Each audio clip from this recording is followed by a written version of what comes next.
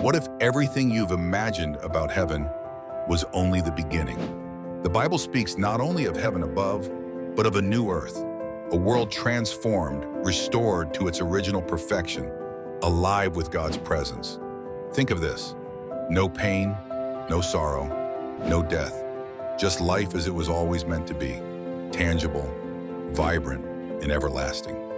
We've reduced heaven to floating clouds and harps, but Scripture paints a far richer picture: a redeemed creation, a future home more real than anything you've ever known. This is God's ultimate plan, not to take us away from earth forever, but to make earth new.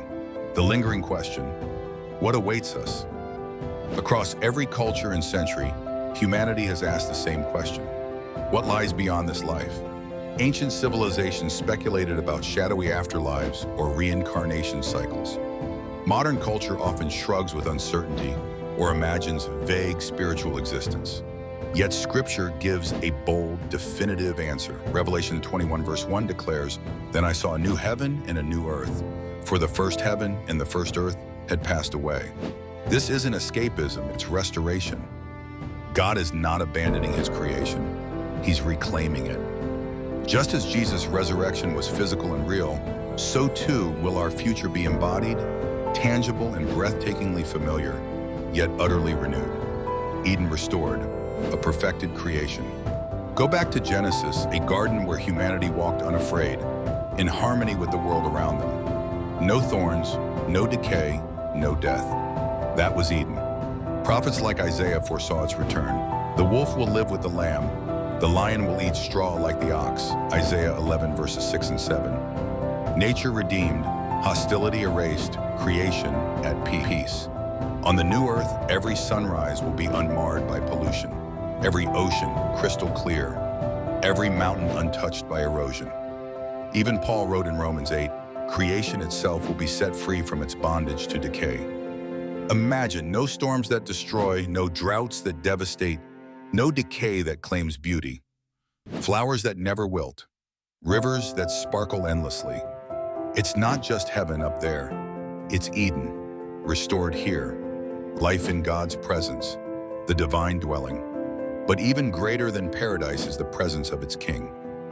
Revelation 21 verse 3 promises, "Behold, the dwelling place of God is with man.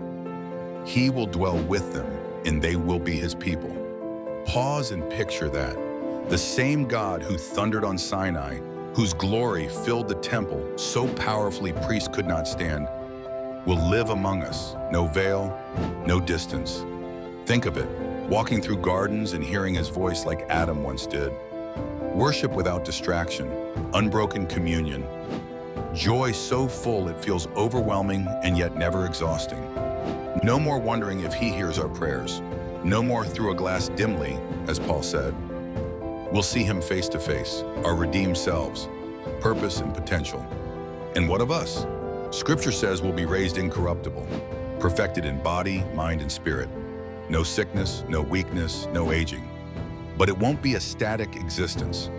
Jesus spoke of many rooms in his Father's house, John 14 verse 2, suggesting variety and vastness. Think of what it means to explore a world remade without exhaustion or fear.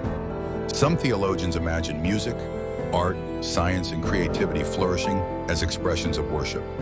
What would it be like to learn endlessly, to create beauty without frustration, to explore without limits?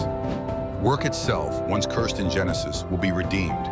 No more toil, only joy and purpose. Isaiah 65 verse 21 says, "They shall build houses and inhabit them. They shall plant vineyards and eat their fruit."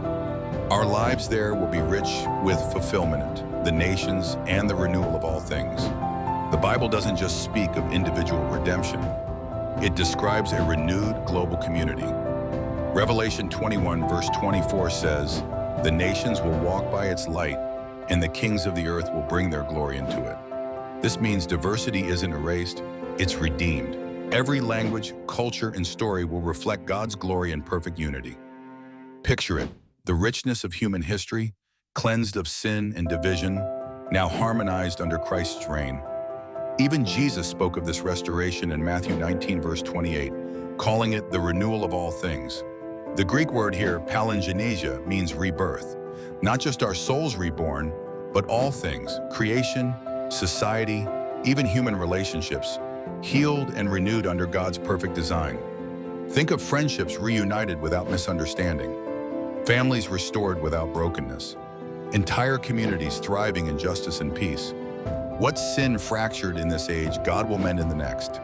And Isaiah's prophecy reinforces this vision. They will beat their swords into plowshares and their spears into pruning hooks. Isaiah 2 verse 4. No more conflict, no more fear. Only a world at peace under God's hand. The tree of life and the river of life. In a Revelation 22, John describes a breathtaking vision.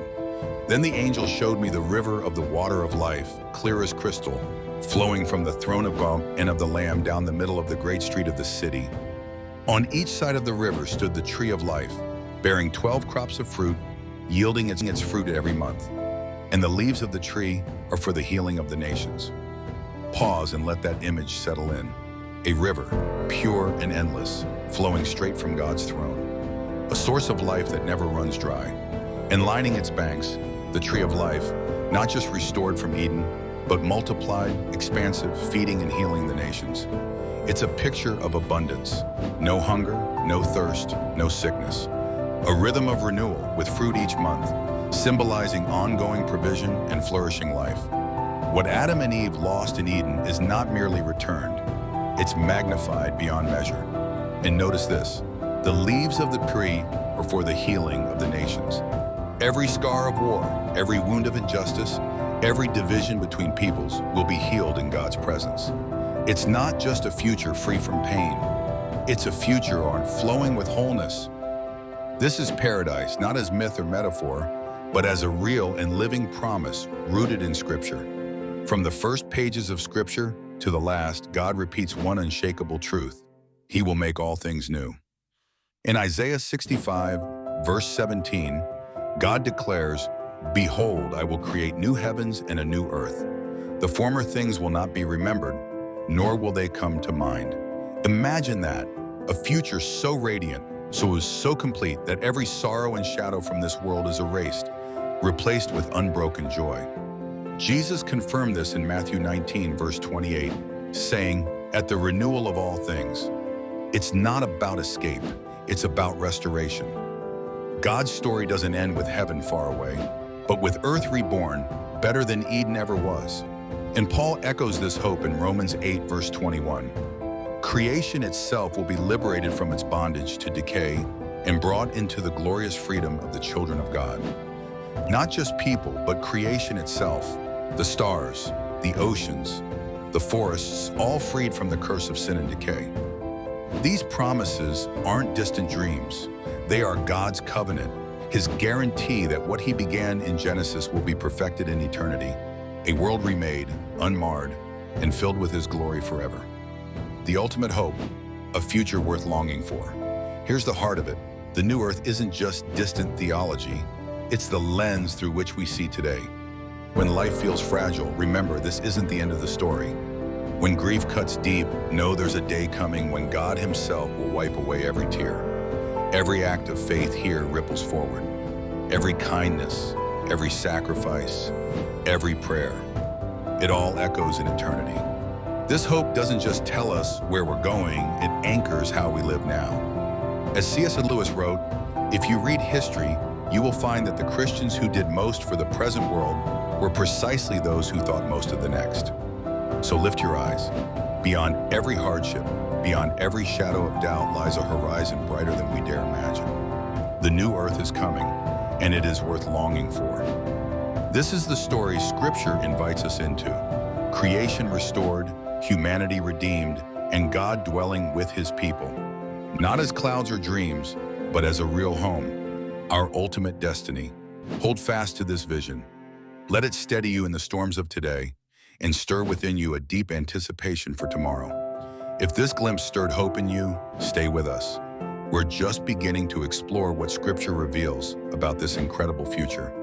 Comment amen and subscribe for additional gospel insight.